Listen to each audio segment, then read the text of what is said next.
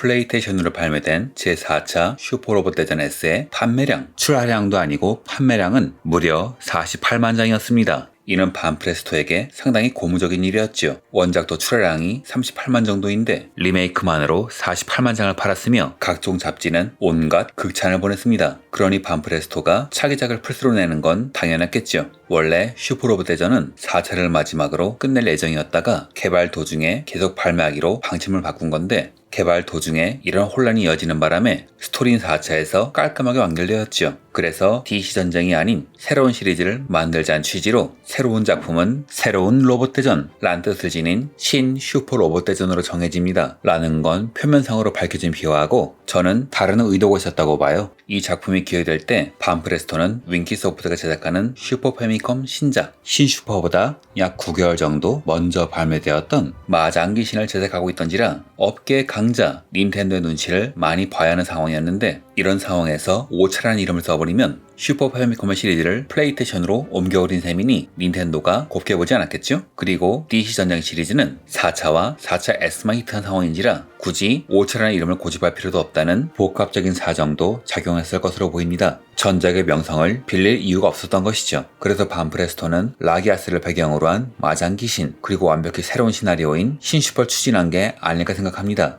여하튼 이렇게 새로운 시리즈가 탄생하게 되고 프로듀서로는 로봇대전이 끝났으니 특촬이나 만들어볼까? 란 헛된 꿈을 꾸던 테라다 타카노부시가 선정되었죠. 그도 그땐 몰랐을 겁니다. 이후 수십 년에 걸쳐 로봇대전을 만들게 될 거라고 말이죠.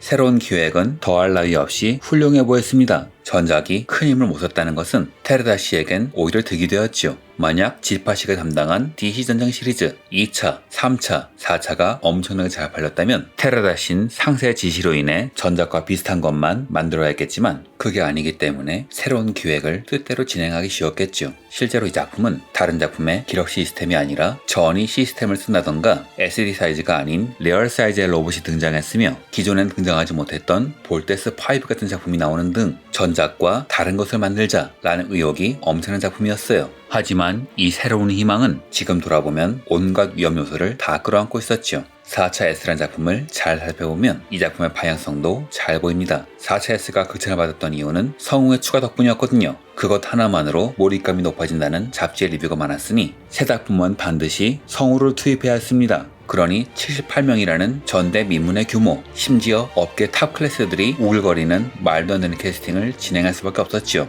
이는 4차 S가 많이 팔렸기에 가능한 기획이었습니다. 또한 리얼의 연출을 위해서 모든 로봇의 사이즈가 리얼 사이즈가 되었죠. 이 작품을 기획할 때 한창 개발 중이던 마장기신이 리얼 사이즈의 작품이었으니 그 영향을 크게 받은 것 같습니다. 리얼 사이즈 로봇이 나오고 모든 대사를 성우가 외친다. 팬들은 그것 하나만으로 감동할 수밖에 없었죠. 하지만 게임이 발매되면서 그 감동은 무언가의 복합적인 감정으로 바뀌었습니다. 게임이 재미가 없는 건 아닌데 많이 이상했던 탓이죠. 이 게임의 어떤 점이 유저들의 복합적인 감정을 이끌어냈을까요? 우선 깁니다. 로딩부터 깁니다. 인터넷 유머처럼 컵라면을 끓여 먹을 정도는 아니지만 대사가 끝나고 그 다음에 연출이 나오는 방식이라 템포가 약간 느린데다 연출의 전환이 느려서 필살기는 분단을 잡아먹는데 이 게임은 전투씬을 끌 수 없기 때문에 이걸 다 봐야 했고 그래서 연출도 길고 플레이 시간은 늘어지지요. 게다가 전투씬에 맞춘 것인지 음악의 템포마저 느렸기 때문에 게임은 재미있는데 게임의 템포 자체가 아주 느린 이상한 현상이 벌어집니다. 게다가 맵이 넓고 적들이 단단하기 때문에 후반부의 스테이지는 클리어하는데 수시간씩 걸리기도 했지요. 게다가 시나리오 읽다 보면 무언가 이상한 부분이 많습니다. EX 마장기신은 오리지널 스토리와 캐릭터가 매력적이었고 4차는 원작을 잘 섞어서 멋진 크로스오버라면서 주목을 받았는데 이번 작품은 꽤 반응이 복합적이었던 거죠.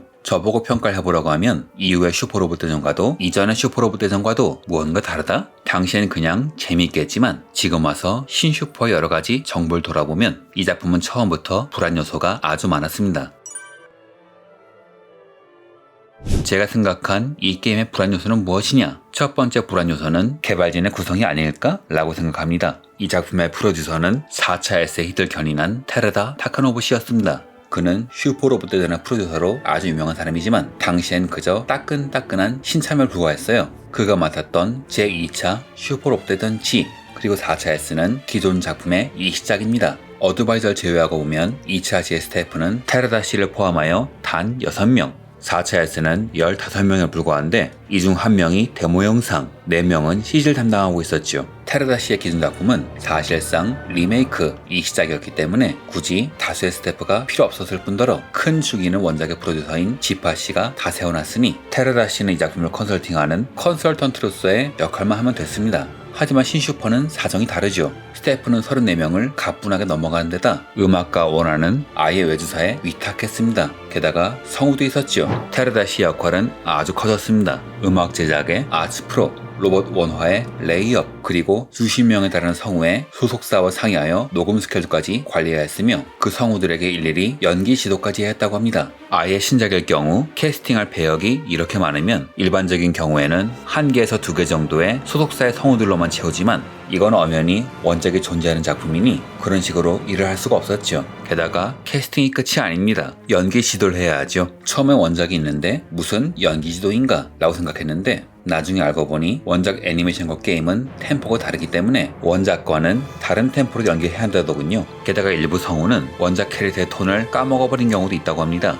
여하튼 신슈퍼는 기존의 프로젝트와 결이 달랐습니다. 제 아무리 일을 잘해도 처음엔 실수를 하며 그 과정에 사람이 많이 끼면 실수는 늘어날 수밖에 없지요. 물론 경험이 있는 사람이 참모가 되어 뒤를 받쳐주면 그리 큰 문제가 없었을 겁니다. 하지만 참으로 안타깝게도 당시 슈로데 시리즈의 총감독을 맡았던 사카타 마사히코 씨는 별개의 프로젝트인 마장귀신을 한창 제작하고 있었고 마장귀신이 발매된 이후에는 회사에 사원을 건 작품 슈퍼로봇 대전 F의 개발에 바로 들어갔다고 합니다. 아마 도와줄 여유가 없었겠죠? 우마스기 웨이브에서 테라다 씨의 말에 따르면 슈로데 F에 투입된 인원이 많아서 신슈퍼에 투입된 사람들은 거의 대부분 신인이었다고 합니다. 심지어 오리지널 메카닉을 디자인한 가토케지메 씨도 신인이었죠. 즉 신출내기 프로듀서가 신인들로만 구성된 개발팀을 이끌고 있던 겁니다. 게다가 추측컨대 테라다 씨에겐 또 다른 복병이 있었을 겁니다. 자신을 받쳐줄 사카타 씨가 빠진 대신 총감독을 맡은 사람은 각본가까지 겸한 윙키 소프트의 대표인 나카미야 시게미츠, 그리고 별도의 디렉터가 윙키 소프트의 도쿠무라 요시노리 씨였죠. 제 추측이지만 아마 테라다 씨는 상당히 일하기 힘들었을 겁니다. 사장인 다카미야 씨에게 지시를 하면 결과적으로 각본가가 디렉터에게 지시를 하는 꼴이 될 테고, 그렇다고 디렉터인 도쿠무라 씨에게 지시를 하면 아랫사람이 각본가의 사장에게 지시를 하는 꼴이거든요. 실제로 이후 테라다 씨의 인터뷰에서 다카미야 씨가 지건담의 캐릭터 동방 물패를 우주인이라고 쓰는 바람에 거의 한 달을 싸웠다고 한 적이 있습니다. 아무리 테라다 씨가 이건 아니라고 해도 이런 일을 할 수 있는 건 지구인이 아니라면서 고집을 굽히지 않았다고 하는데, 지건담의 이마가 감독이 이런 깨는 스타일을 정말 좋아하는 사람이기 망정이지 자기 작품을 건드리는 걸 좋아하지 않은 원작자, 판권사의 작품이라면 큰 충돌이 일어났을 겁니다. 심하면 참전 철회를 할 수도 있고 이러면 기획을 갈아엎어야지요. 다카미야 씨의 업력과 경험이 많은 것이 오히려 역으로 나타난 겁니다. 어떤 일이든 사람 관리에 실패하면 반드시 틀어지게 됩니다. 노동 집약적 산업인 게임 비즈니스는 특히 그렇지요. 즉 신슈퍼는 토대부터 불안했던 겁니다. 두 번째 불안 요소는 시나리오였죠. 각본가인 다카미야 씨의 양력을 보면 감이 오시겠지만 이 사람이 게임 커리어에서 시나리오를 쓴 것은 신슈퍼 단 한 작품이죠. 강력한 권한을 가진 시나리오 라이터임에도 불구하고 초짜였던 겁니다. 이 사실을 알고 보면 상당히 눈을 밟히는 게 많죠. 앞에서 말한 동방물패 우주인은 좋아하시는 분도 많다고 해도 수사가 정신커미를 썼다는 메타 발언이라던가 우주표 마지막 보스를 비롯 적의 세력이 허무하게 사라지며 심지어 일부 세력은 알아서 자멸하더니 마지막 보스는 현실을 도피하다 사고사하는 등 로브물 팬들인 플레이어가 납득할 수 없는 괴상한 상황이 연달아 발생합니다. 단 제 생각엔 싸워보지도 않고 사라지는 세력은 후속작으로 기획되던 신 슈퍼 로봇 대전 2를 위해 빼놓은 게 아닌가 싶지만 결국 신 슈퍼 2는 발매되지 않았으니 결과적으로 이상한 전개가 된 거죠. 또한 이 게임은 7화 클리어한 다음엔 우주편과 지상편으로 나뉘며 이후 35화에서 두 부대가 다시 만나기 전까지 서로 독립된 진행이 이어지는데, 정작 레이즈너나 건담윙의 시나리오는 양쪽으로 쪼개내는 바람에 2회차를 하지 않으면 스토리의 파악이 어려운 편입니다. 이 모든 난관을 뚫고 우주편과 지상편을 모두 클리어하면 3편으로 구성된 특별 스테이지로 갈 수 있는데, 여기서 이 게임의 진정한 보스 데빌 건담에 탄 고스테라고 등장합니다. 데빌 건담은 지건담의 최종 보스격인 존재이며 고스테로는 푸른 유성의 레이지너에 나오는 캐릭터입니다. 원작에서는 우울한 작품의 분위기를 혼자서 띄우는 개그 캐릭터였는데 정작 이 작품에서 통화편의 보스로 나오는 바람에 원작을 모르는 사람들이 뭔가 대단한 악당인가 보다 라고 착각했다고 합니다. 개인적으로는 DC 전쟁 땐 발시오넷한 시로코가 나오기도 했으니 이건 그냥 흘려넘긴 것 같아요.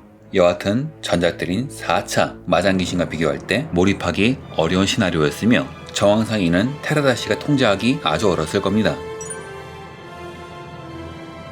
세 번째 문제는 시스템 그 자체를 할 수 있습니다. 게임의 매뉴얼을 보신 분들은 아시겠지만 이 매뉴얼엔 카운터, 연속 공격이라는 특수 기능에 대한 설명이 있죠. 카운터는 근접 무기를 가진 적의 공격을 피한 후 근접 무기로 반격하는 기능이며 연속 공격은 레벨에 맞춰 2회 공격이 가능한 기능이죠. 전자는 헷갈리는 분들이 많으시며 후잔 전에 발매된 마장귀신에 처음 추가된 기능입니다. 그리고 게임상에는 존재하지 않는 기능이죠. 추측컨대 초기엔 기획이 되었지만 디버그 과정에서 발생한 어떠한 문제로 인해 게임상에 빠졌는데 매뉴얼에선 미처 빼지 못한 겁니다. 이 게임은 건담계 보스가 쓰는 발칸포에 아군 슈퍼로봇의 장갑이 반이 날아가는 게임이라 조금만 부대 구성을 잘못하면 클리어하기가 어려울 정도로 게임 구성이 까다롭지요. 막판 디버그 과정이 얼마나 난국이었을지 추측이 가능합니다. 자, 이렇게 테라다시가 밝힌 사실을 바탕으로 제 나름대로 추론을 해봤습니다. 어떠셨나요? 이후 이야기는 가급적 한 편으로 끝내고 싶었지만 도저히 분량 조절이 안 되는 바람에 다음 편에 이어서 하겠습니다. 시청해주셔서 감사합니다.